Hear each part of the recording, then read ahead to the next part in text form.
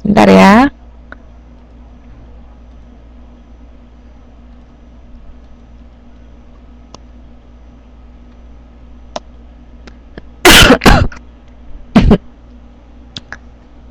Iya, nggak apa-apa Mas Rudi, silakan gabung. Bisa dengar suara saya? Ini saya agak bingung juga ya, kenapa saya nggak bisa dengar mahasiswa saya semuanya nih.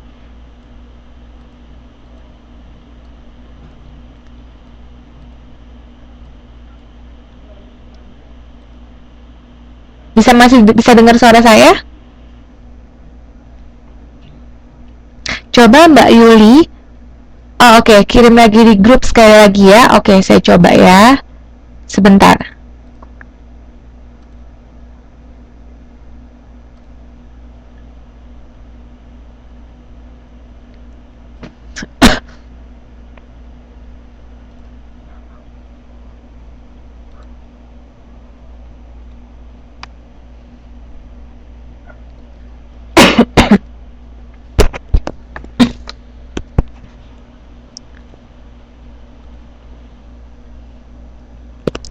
Halo, semuanya bisa dengar suara saya?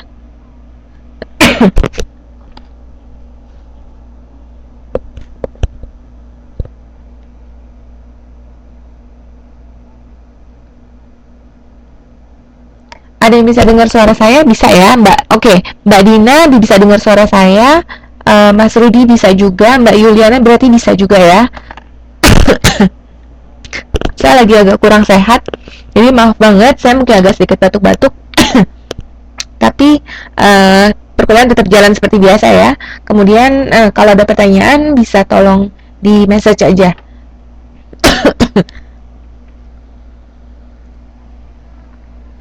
Oke, saya lanjut ya. Tadi saya sudah bahas mengenai informatif, persuasif, dan kontrol. Sampai sini ada pertanyaan dulu?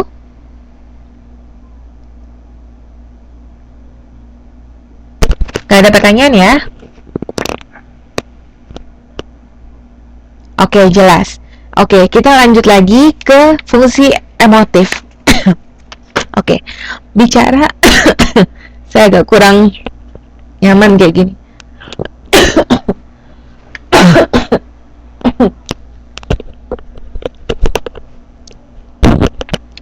Oke, bisa ya, jelas ya. Oke, saya lanjut lagi ke fungsi emotif. Setiap manusia itu oh iya, makasih. Oke, fungsi emotif itu, setiap manusia itu pasti ada yang namanya emosi. Siapa yang nggak punya emosi? Semua orang bisa nangis, bisa ketawa, bisa marah, bener nggak? Nah, karena manusia itu punya emosi, karena manusia itu punya perasaan, makanya komunikasi itu kita harus melihat kepada siapa penerima informasi dari kita.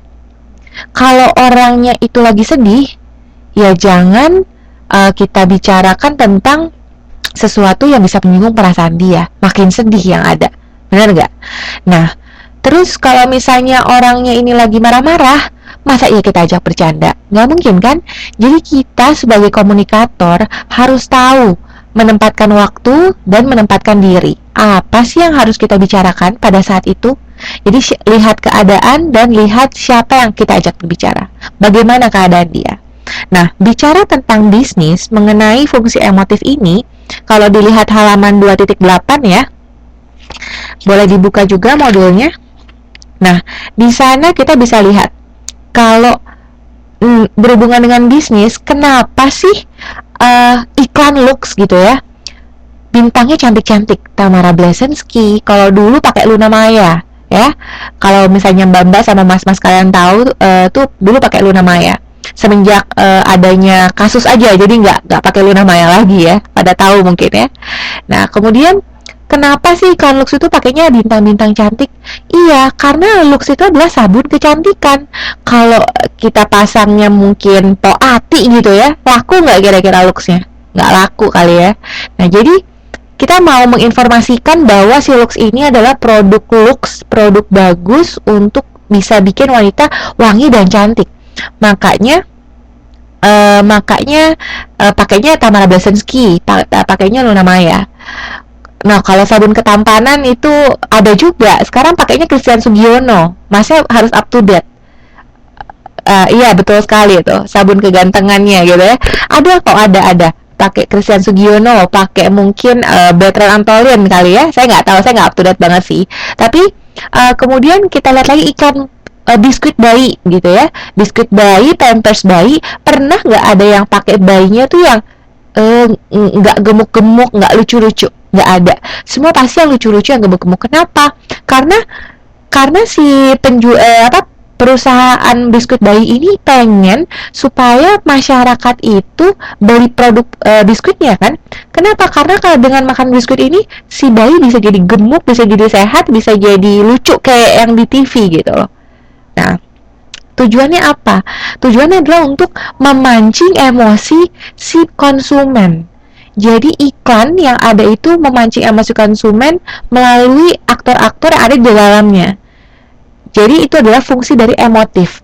Dia mengkomunikasikan kepada konsumennya, memancing emosinya. Aduh, kepengen dia pakai looks gitu ya, biar terlihat, biar wangi dan cantik sama kayak Luna Maya, sama kayak Tamara Blesensky. Atau mungkin kalau kalian lihat, biasanya jualan rumah nih, kalau kalian lihat brosur rumah ya, dibagi-bagiin di jalan gitu, atau mungkin iklan-iklan di koran, brosur rumah, pasti rumahnya bagus-bagus, bener nggak? Rumahnya gede-gede, nggak gede pun pasti rumahnya kelihatannya baru. Padahal kalau kita survei langsung datang ke rumahnya, mungkin aja tempatnya nggak sebagus gambarnya, mungkin aja catnya nggak seperti itu, gitu kan? Mungkin aja tempatnya panas banget, iya nggak? Nah, tapi di situ memancing emosi si pelihat iklan bahwa oh iya ya, rumahnya bagus banget, tahu deh beli, pengen deh beli. Coba kalau pasang iklannya yang gersang banget rumahnya, pemandangannya, mana ada yang mau beli? Jadi keempat fungsi daripada komunikasi bisnis ini sangat penting.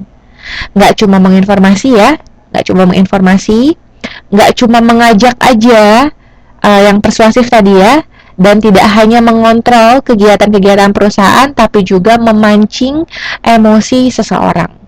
Sampai sini ada pertanyaan?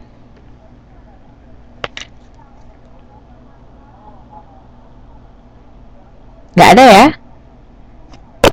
Kalau nggak ada jawaban, saya anggap nggak ada. Oke ya? Saya lanjut ke slide berikutnya.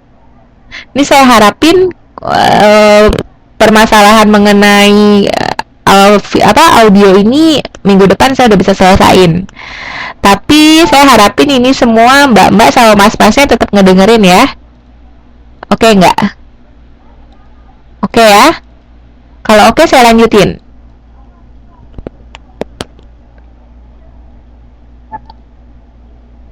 Oke kalau gitu. Saya lanjut ya. Nah, balik lagi tadi, komunikasi. Komunikasi itu ada yang namanya lisan, tertulis, lisan dan tertulis, visual dan nonverbal. Ya kan? Nah, maksudnya apa sih masing-masing itu? Lisan. Lisan itu lebih kepada kita ketemu langsung orangnya. Kita ketemu langsung itu dalam arti kita tatap muka. Kita ngelihat orangnya secara langsung, kita ajak dia ngomong, dan orang itu memberikan feedbacknya kepada kita. Jadi lisan itu seperti misalnya saya ngajakin mbak-mbaknya bicara, terus kemudian saya bertanya,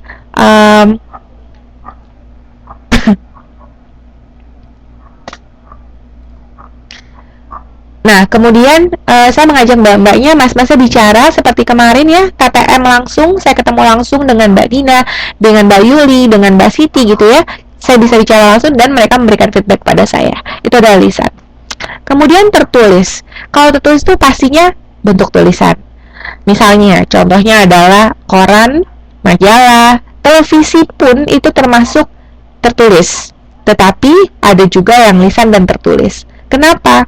Karena kalau kalian lihat komunikasi di televisi itu kadang-kadang ada iklan iklan yang sifatnya itu hanya memberitahukan. Contohnya misalnya biasanya kalau mau lebaran atau mau Natal atau mau tahun baru, stasiun-stasiun televisi itu suka memberikan ucapan selamat tahun baru atau selamat hari raya Idul Fitri. Benar gak? Tapi nggak ada yang ngomong, nggak ada. Nah, hanya tulisannya aja. Itu pun termasuk tertulis.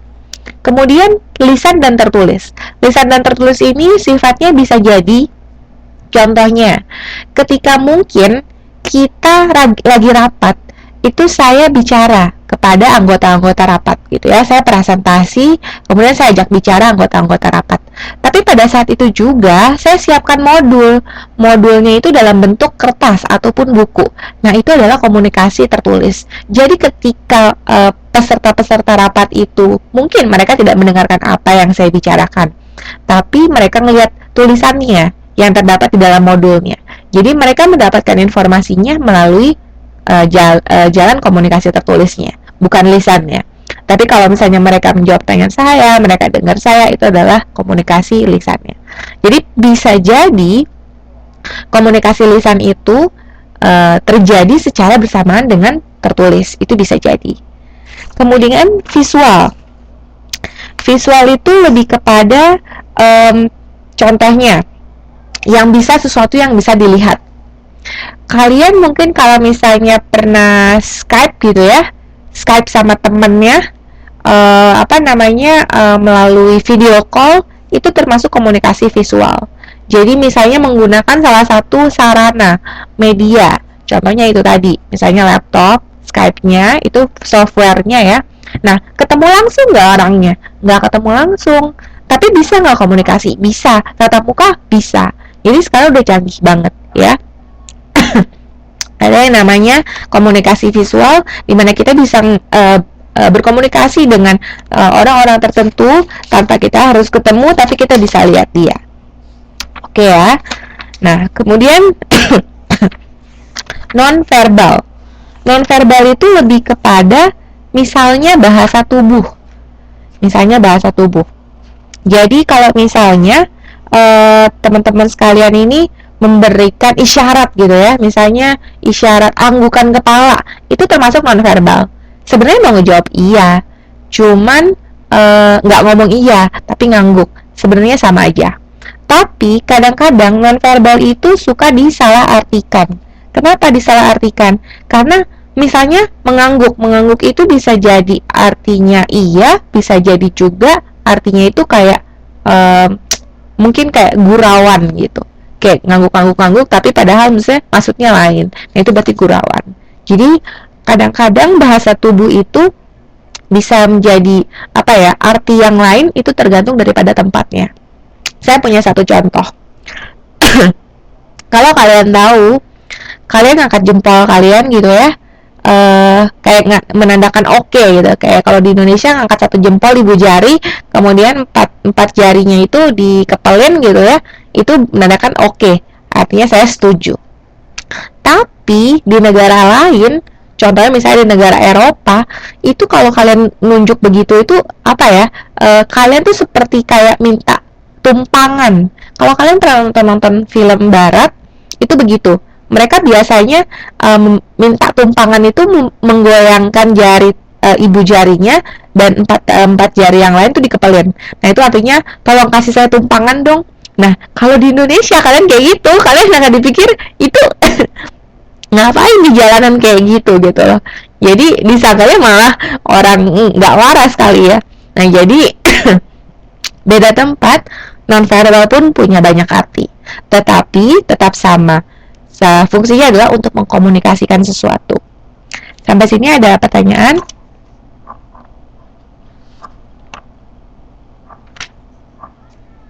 Ada pertanyaan sampai sini?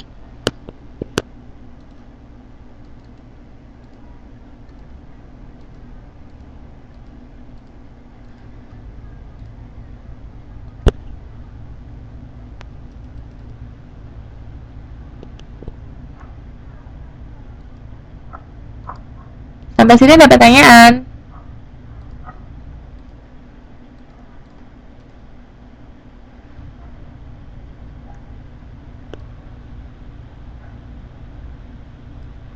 Oh, oke.